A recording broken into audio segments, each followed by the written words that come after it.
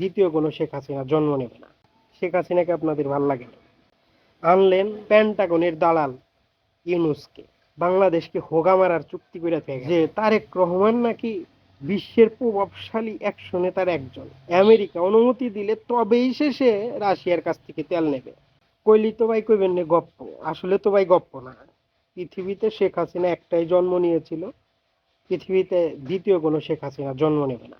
মানে তিনি যে সাহসিকতা তার ভেতরে লালন করতেন, এমন কোনো নারী তো দূরের কথা, এমন কোনো পুরুষও জন্ম নেবে না।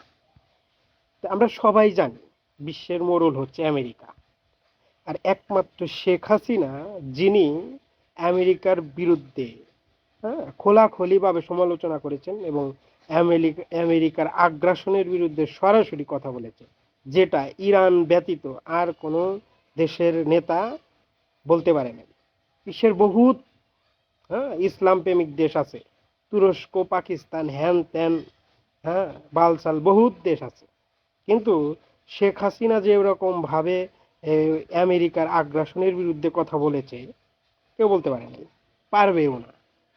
সেই কারণেই বলি যে শেখ হাসিনা পৃথিবীতে একবারই জন্ম নিয়েছে, পৃথিবীতে আর কোনো শেখ হাসিনা জন্ম নেবে না। আপনারা সেই শেখ হাসিনাকে যখন ক্ষমতায় ছিল যে তিনি, তখন আপনারা সেই শেখ হাসিনাকে বলার চেষ্টা করেছেন তিনি নাকি তাবেদার, তিনি নাকি দালাল।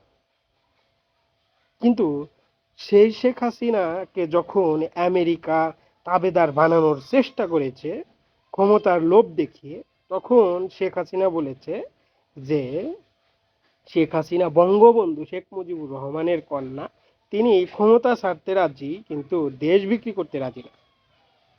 ভাল লাগে নাই শেখ হাসিনাকে, আপনাদের ভাল লাগে না।